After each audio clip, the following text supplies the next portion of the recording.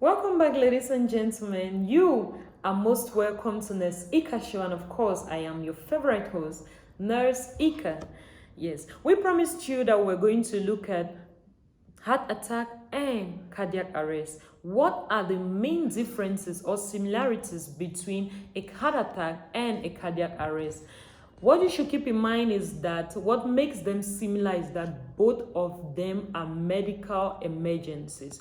What we mean by medical emergencies is that we treat them with utmost importance, meaning that just a minute is capable of saving someone's life, and that same minute is what makes the difference between life and death for that person. Okay, so today we are going to be looking at the differences between heart attack and a cardiac arrest, the different symptoms, the risk factors for these, and the different ways in which we can manage a heart attack and a cardiac arrest. Therefore, you don't want to touch that dial. You want to watch till the end so that you can learn these health tips. Now, the things you should keep in mind is that a heart attack is a circulatory problem. What do I mean? When a heart attack can only resolve when the body's circulation has a problem. That is, when there is any vessel, any artery that supplies the heart, when that artery has a problem, then you're going to end up with what we call a heart attack. So it is a circulatory problem outside of the heart, resulting from the arteries that circulate the heart. So in simple terms, we'll say that this is a blockage to any of the arteries that supply the heart. In such a case, we are going to have a heart attack. Now, if somebody experiences a heart attack, what you have to note is that in a heart attack, the heart doesn't stop beating. But if we are having a cardiac arrest, I want you to understand that a cardiac arrest is an electrical problem. This means that this is a problem that originates from within the heart. Remember that a heart attack is a problem that originates from the arteries that supply the heart, so it is external. But a cardiac arrest is a problem that originates from within the heart.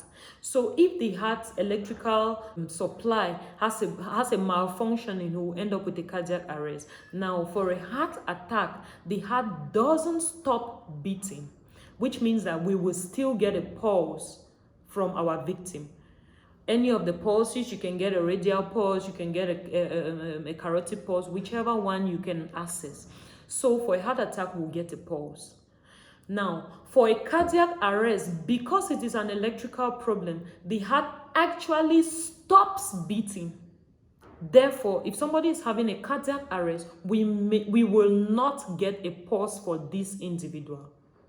The heart actually stops beating. That's one of the differences that we can easily use to differentiate between a heart attack and a cardiac arrest. Then another thing I would like you to know is that for a heart attack, we can have signs and symptoms for somebody who is experiencing a heart attack. But oftentimes for people who have cardiac arrest, usually we don't have symptoms for this or any signs for this.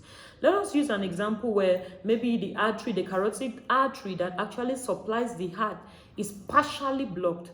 In a case where this artery is partially blocked, the individual may start experiencing maybe pain that increases over time. You understand? So it is not a sudden pain, it is pain that increases over time. It worsens over time. Now, that is one of the symptoms a person is going to have. So they can tell you they have this chest pain that worsens over time. They can also experience difficulty in breathing. If we have a completely blocked artery,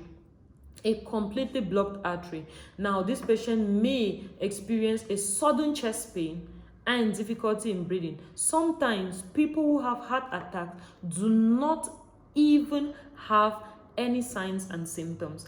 And it may also interest you to know that some people who had heart attacks in the past with signs and symptoms, in the subsequent heart attacks that they may experience, they may not have any signs and symptoms at all. So the experiences are different based on different individuals, and even for the same individuals, the experiences are still different based on the different times that they occur.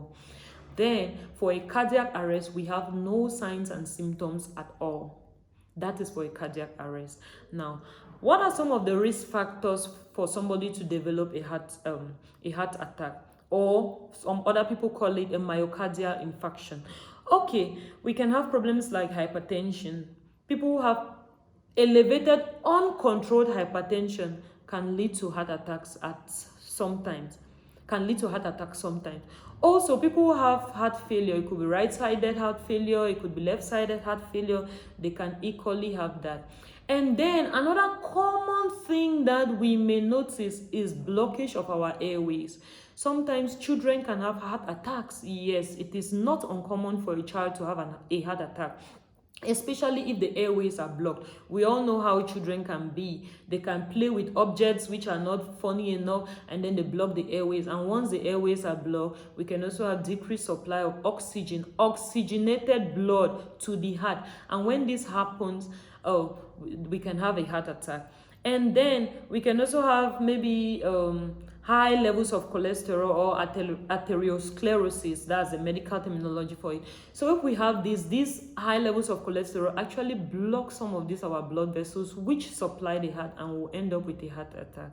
Now, what are the risk factors for cardiac arrest? We want you to remember that most at times, if someone experiences a cardiac arrest, it is because they have had a heart attack. So having a heart attack predisposes you to having a cardiac arrest. I hope that is clear enough. But the good news is that most at times, the majority of the people who have heart attacks do not end up having cardiac arrest. But if a cardiac arrest actually occurs, oftentimes it is as a result of a heart attack. So that being said, let us look at how we want to manage a heart attack. Now, we have seen the symptoms. Just like in our first scenario, we have seen how these family friends of ours complained that their father was having a sudden chest pain, difficulty in breathing, and before they knew it, he slumped down to the floor, and that was it. The first thing in such a scenario, because it can happen to anybody, any family at any time. So this is why this education is important for everybody, not just the medical personnel, because it can happen when you don't have any medical personnel. So you may want to be that artificial heart for that person.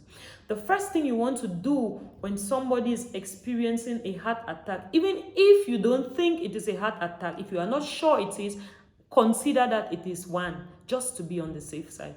The first thing you need to do is to check if there's any response. What do I mean by any response? If you have a pulse. Remember that if this person has this sudden shortness of breath and this sudden chest pain, the next thing you find out is that they lose consciousness. They slump down to the floor, they lose consciousness. What do you want to do as a person who is present in that environment at that point in time? Check if there is a response. Check if there is a pulse. Once you get a pulse, then you want to put this person to lie down in the supine position that is face up.